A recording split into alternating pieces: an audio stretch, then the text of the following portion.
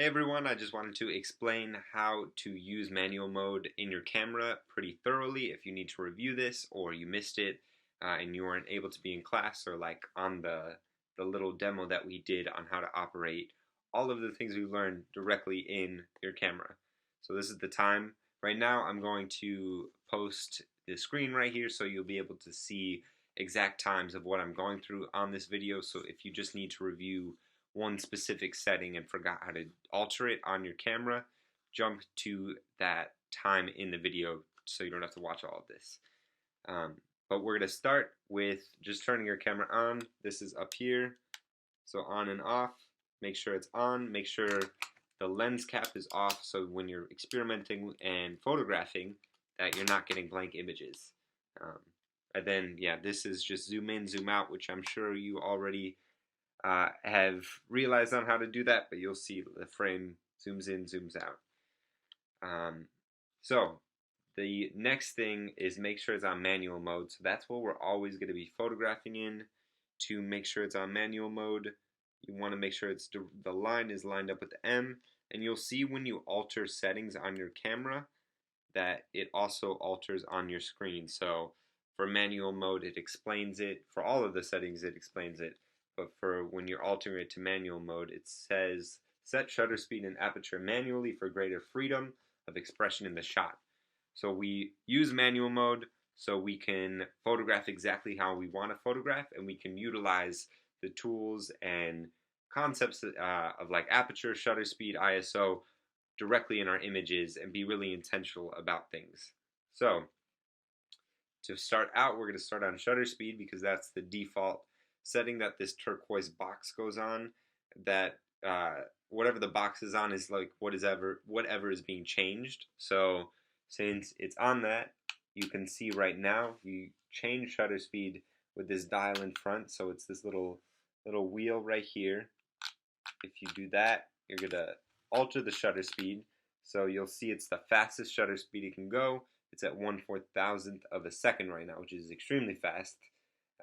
So if you were in like a really well lit, bright situation and you're capturing something like moving at an extreme rate, this would be speed. But generally, we'll keep it down into like the lower 100 fractions, or like 1/80th, 1/60th. And then the other way, if you are photographing for an extended period of time and light in motion, you'll see that the two dashes, when you get to the like numbers that aren't a fraction, those are full seconds. So we're at 20 seconds, at 30 seconds, and bulb, which is a manual shutter speed. So you'll hear right now, you hold it down for as long as you want the photograph to be. So yeah, you will hear the clicking of the image. That's just an overexposed image, but that is what bulb means. It is a manual shutter. The second thing is aperture. So aperture, again, it's like how much of the photo is in focus, out of focus. You all know this already, but to change it directly on your camera, you hold down the AV. AV is on the top left or top right corner of your camera. You hold this down, and the turquoise box will go from the shutter speed to the aperture. So now it's on f4.0, so that is the lowest setting that it's going to, okay, down to 3.5. Really shallow aperture on a, yeah, the shallowest aperture that this camera goes to.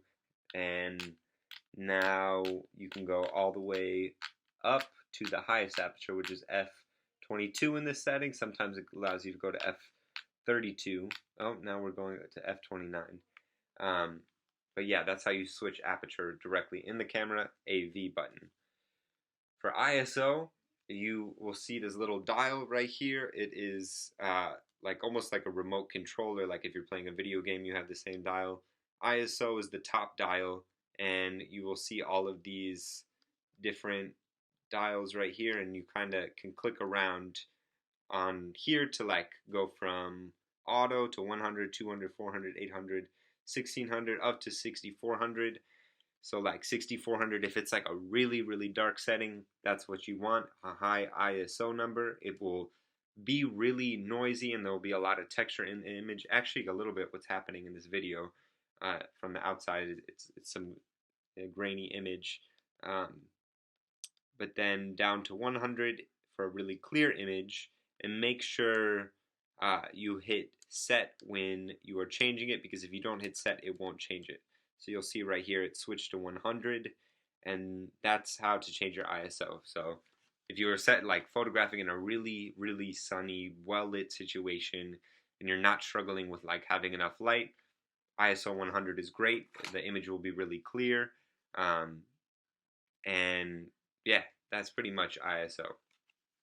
So uh, the last thing like that we learned in class already is white balance. So white balance is like really rendering the photo so the hues in the image come back what you see with your own eye. So this room that I'm taking this video right now, that I normally teach from right here, this is right now, this time of the night, is tungsten light. So it's not white fluorescent light. It's more of like a yellowish light. So to change that, you hit the bottom dial instead of the top. WB for white balance. You hit that and you will see, let's see, this screen. So all of these are self-explanatory, all these settings are, but they are really important to change so you get an image that is like reflective of the color of the room or setting or outdoor spot that you're photographing. So let's change it to tungsten light, and there we go. Yeah, so that is kind of like the four main settings on the camera. Uh, white balance, this is in reverse: white balance, ISO, aperture, and shutter speed. The four things we've learned, very important when you're photographing in manual mode. In this way you can actually see what's going on the screen itself. So the last thing that we have not gone over, but we'll go over in class, but I'm just going to put this in this video too, is how to change the image quality of what you're photographing. So this is like image size. When you are photographing, you want to photograph in RAW and plus large JPEG. I mean, this is a preference of my own, but I'm just going to all have you do this. And what I mean by those two things is really so you're capturing the most information this camera allows you to capture. So you're going to see on this same screen, let's see, getting in focus, on this bottom corner you're going to see kind of this, right here it says RAW plus large JPEG, or like that's what the symbol means essentially. It might be on something different, but it's just this bottom right box on your manual screen. So to change this, if it's not on that already, what you do is you hit menu. Menu is the bottom left button in kind of to the left of this dial. And I'm not sure what setting it is already on, but what you want to do is you want to scroll all the way over to this red camera box. It's the furthest on the left. And once you get to this screen, you are going to see this. So you want image quality. So to open that up, just click set. And once you are on this set screen, go to this setting that I am on already, but I'll move it around to show you. You might be on like just RAW or on large JPEG, I'm not sure. But yeah, make sure it is on that setting and hit set so you have the right images. So now that we did that, your camera should be good to go. I think we'll go over more questions anytime you have in class, but this is just a way for all of the manual settings that we've learned so far to be in one spot. The only other thing I can think of is if you probably have it already in autofocus, but just to make sure it is this up here, you're going to see AFMF, autofocus, manual focus. This is important to have on autofocus just so the camera focuses the correct object or thing in whatever you're photographing. You want your images to be in focus. But if it's in manual and you want to experiment with that, I definitely encourage that as well. And to change like the focus manually, you have to use this front ring right here. So you'll see that right there. Okay, the last thing I wanted to explain was how to have a self-timer on the camera and also how to get the photos onto your computer. So both of these are really important things in the process of editing and taking images for your self-portrait project especially. Um, Take the memory card out. So we put it in at the beginning of our camera demos. So then once you take the memory card out of the camera, you plug it into the dongle or into the memory card slot onto your computer. And what will happen is once you plug it in, give it a few seconds and it'll pop up on the desktop. So once it's on the desktop, you can then open it, edit it, and yeah, compile your images together to edit. But I also wanted to show how to eject the card. So don't just pull the memory card out of the dongle or out of the memory card slot. What you do is you drag the memory card to the trash can, and once it's in the trash can, you'll see it disappears from your desktop, and at that point you can remove it from your computer and you can put it back into the camera. For dongles, it's pretty much the same thing. You're just ejecting the dongle completely or ejecting the card from the dongle. So it's kind of a similar process of dragging to the trash can.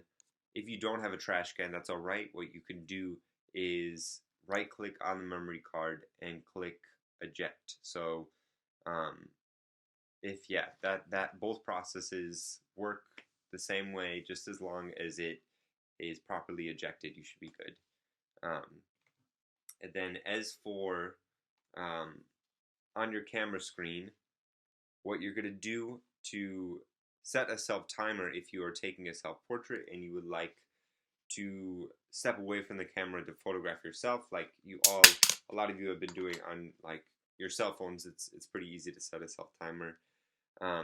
So right now you're going to see on my screen, we're going to go to this dial. So on the dial that is pointing to the screen, so it's this little button with like little squares and then almost like a clock below it, or a timer. What you do is click on it and this screen will pop up, and you're going to have all different kinds of drive modes or like self-timer mode. So continuous shoot or single shot is the normal, like on the spot when you're photographing like with the camera in your hands. That's what you will normally use. But if you're taking a self-portrait, use self-timer for 2 seconds or 10 seconds, probably 10 seconds to give you some time to set your shot up and then like step away from the camera to get adjusted into the frame. So there, it's hard to see on the screen, but it's the middle one. I'm setting it, and once you have this and you're ready to photograph and you have everything set up, your camera's like on your tripod or on a flat surface, what you'll see is this is going to blink, and then the last 2 seconds it will just turn solid orange to let you know the photo is being taken, and then you'll have a self-portrait or whatever you're taking a photo of. Let's go back to single shoot so we can just take photos on the spot. But that's pretty much everything for those two settings as well. That, yeah, I hope this helps and that you all can photograph what you want to photograph.